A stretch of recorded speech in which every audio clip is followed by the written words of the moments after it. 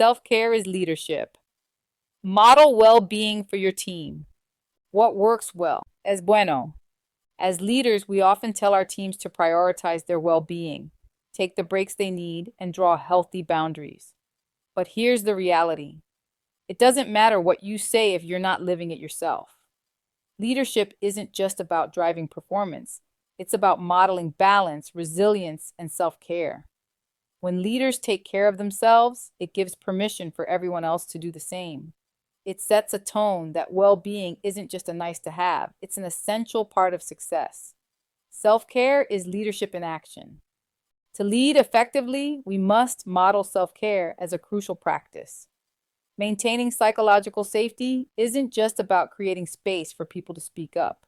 It's about recognizing when silence stems from survival. Leaders must demonstrate vulnerability, prioritize their mental health, and create environments where their teams can do the same without fear of retaliation or judgment. When we value our team's well-being as much as their productivity, we cultivate environments where creativity, trust, and resilience can thrive. Real-world experience. I've long emphasized the importance of self-care to my teams, encouraging them to take breaks, use their PTO, and step away when they need to recharge. However, if I'm honest, I didn't practice that philosophy for many years. I often worked through lunches, answered emails at all hours, and hesitated to take time off, believing that being constantly on was essential for effective leadership. During the 7 Habits program, I received feedback about people seeing me pick up my daughter from daycare and bring her back to the office to finish more work. While I occasionally improved after such feedback, I would often fall back into old habits. That changed when some of my direct reports staged an intervention of sorts. I had been honest about some of my health issues, and in turn, they felt comfortable being honest with me. They pulled me aside and said, "You need to take better care of yourself." Their words struck a chord. They were right. I wasn't modeling the behavior I wanted to see in my team. It became clear that if I didn't prioritize my own well-being, I couldn't expect them to do the same. That feedback forced me to reflect on what kind of leader I wanted to be. If I truly believed that self-care was important for my team, I had to live that belief myself. So, I started setting better boundaries, stepping away when I needed to, taking PTO without guilt, and being more transparent about my own well-being.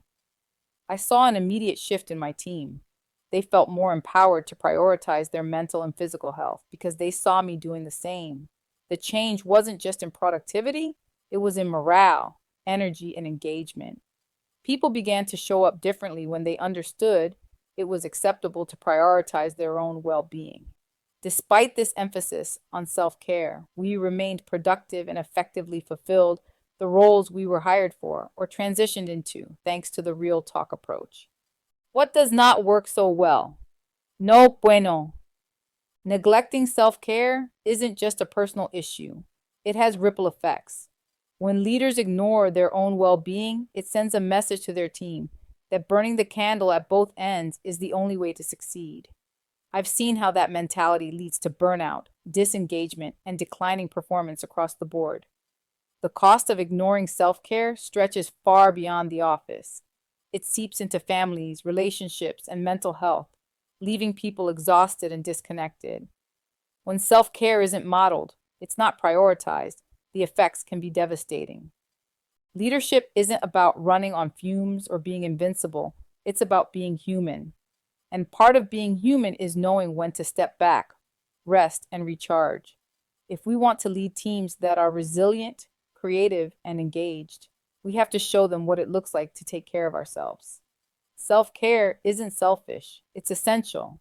It's what allows us to show up as our best selves for the people who rely on us. We can't pour from an empty cup, and pretending otherwise doesn't just hurt us, it hurts everyone around us. When I think about the journey of learning to prioritize well-being, Keep Your Head Up by Andy Grammer comes to mind. It's a song about resilience, about staying grounded in the face of life's challenges.